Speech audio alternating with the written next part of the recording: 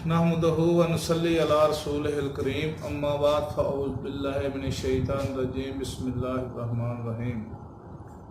नाज़रीन, मैं एक मरतबा फिर हकीम खालिद हर्बो क्लिनिक की जानब से आपकी खिदमत में हाजिर हूँ और आप सबको अपने चैनल पर खुशामदीद कहता हूँ।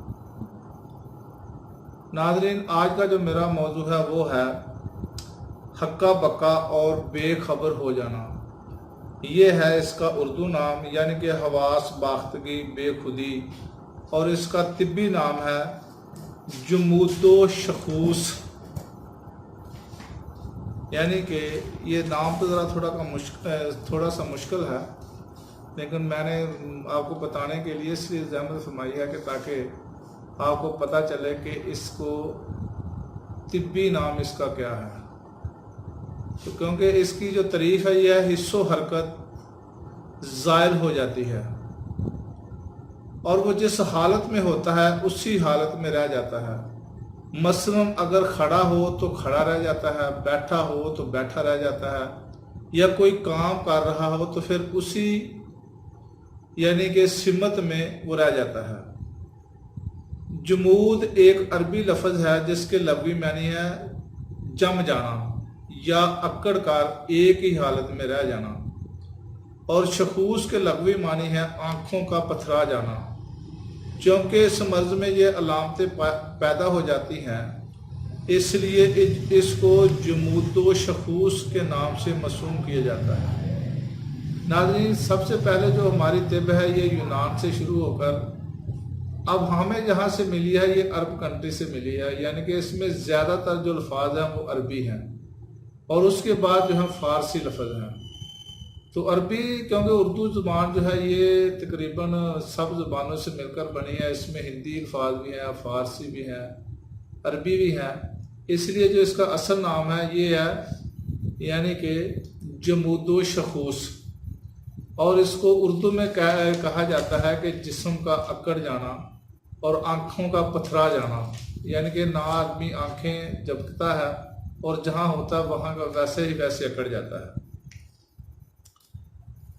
यानी कि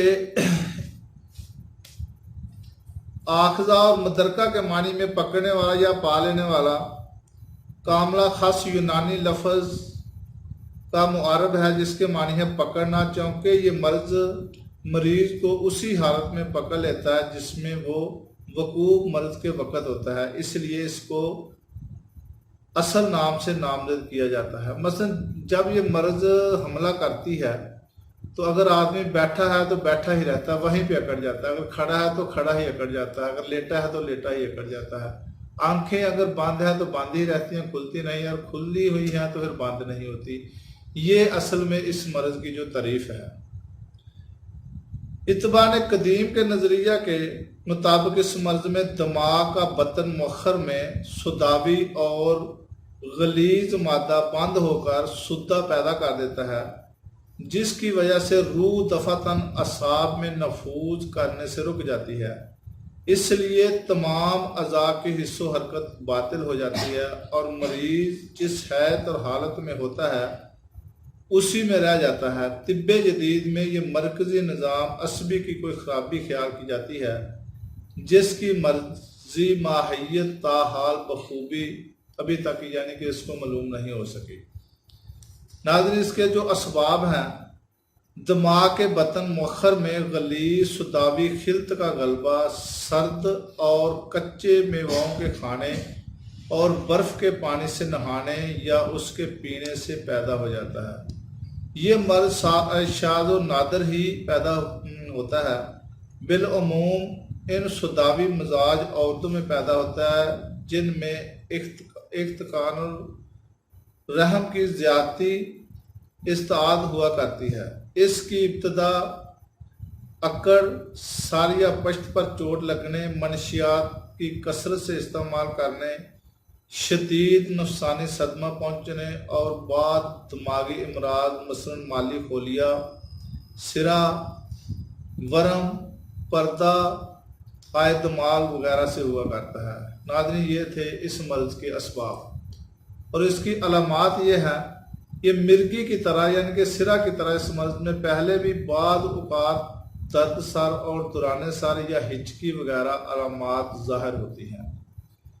اس کے بعد مریض اکثر ایک دم حس و حرکت اور اختیار داردہ سے محروم ہو جاتا ہے، اور جس حالت میں ہوتا ہے اسی حالت میں اکڑ کر رہ جاتا ہے۔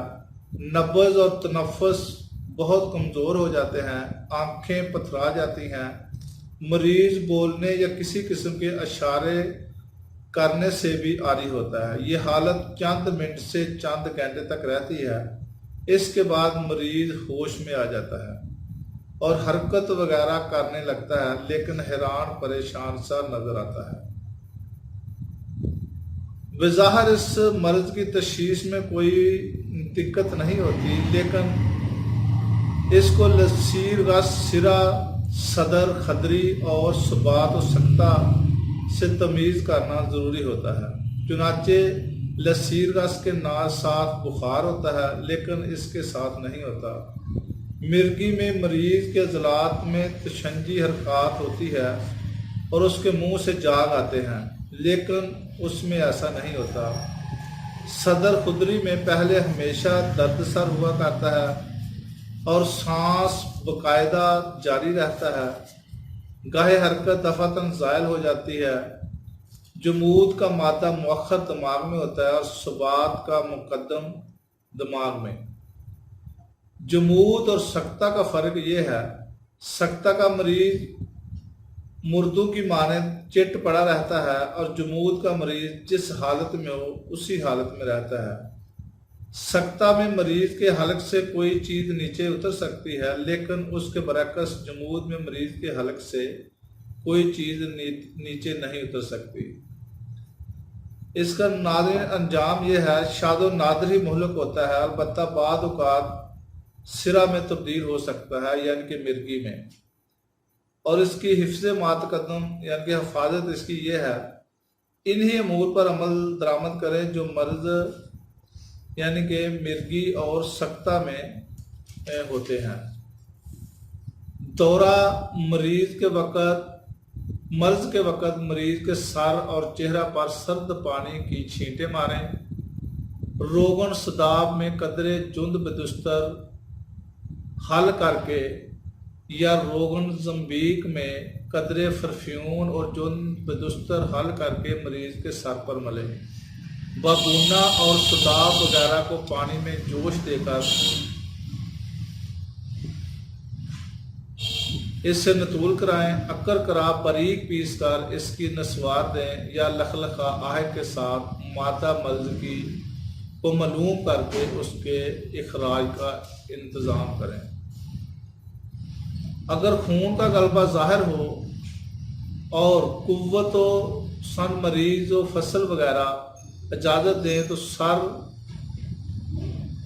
سر کی فصل کھولوائیں یا پنڈلیوں پر پچھنے لگوائیں۔ غلبہ صداع کی صورت میں حقنہ سے تنقیہ کریں۔ اگر حقنے یا مسل کے بعد بے خوابی کی شکایت ہو جائے تو سر پر روغن بنفشہ نیم گرم ملیں اور نتول گل سرخ سے نتول کنائیں۔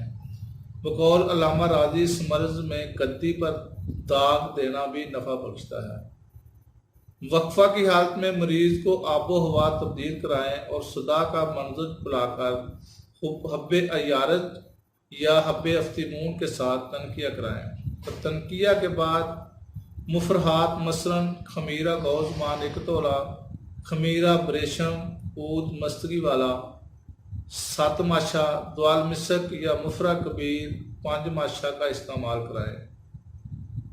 تنقیہ دماغ اور جمود کے لیے مفید ہے، یعنی کہ حب عیارج 3 ماشا سے 5 ماشا تک مطبوع خنیسون کے ساتھ استعمال کرائیں۔ جمود اور مواد صداویہ کے لیے مفید ہے۔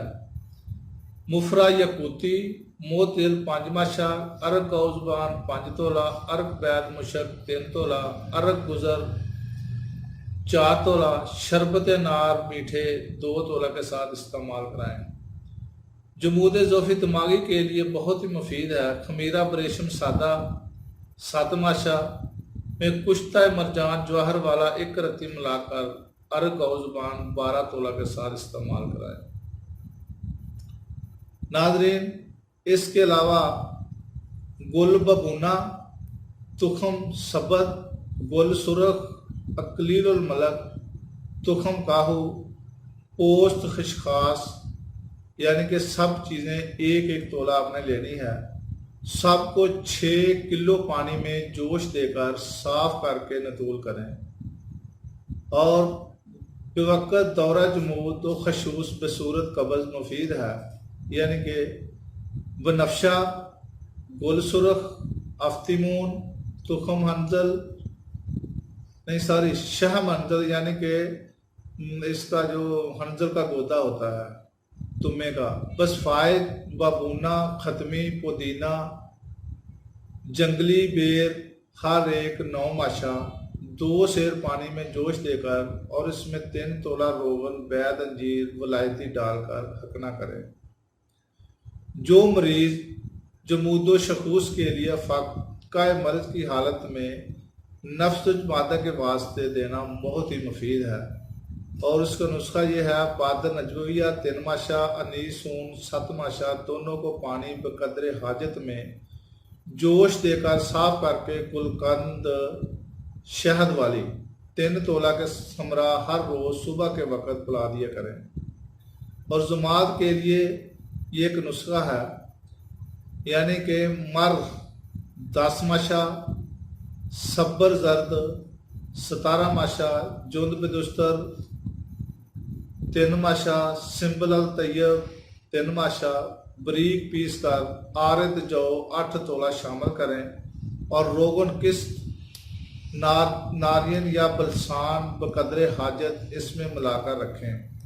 वक़्त ज़रूरत कदरे पानी और पुराने सिरका में गूंद कर पुश्त के मोहरों पर शानों के दरमियान में से लेकर ऊंची की हड्डी तक लगाएं।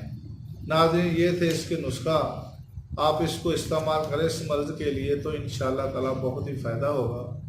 तो अगली वीडियो तक के लिए इजाज़त दें, और मेरा चैनल हकीम खालिद को सब्सक्राइब करें, कमेंट्स दें, लाइक करें। खुदा हाफिज़। अस्सलाम वालेकुम व रहमतुल्लाहि व बरकातुहू।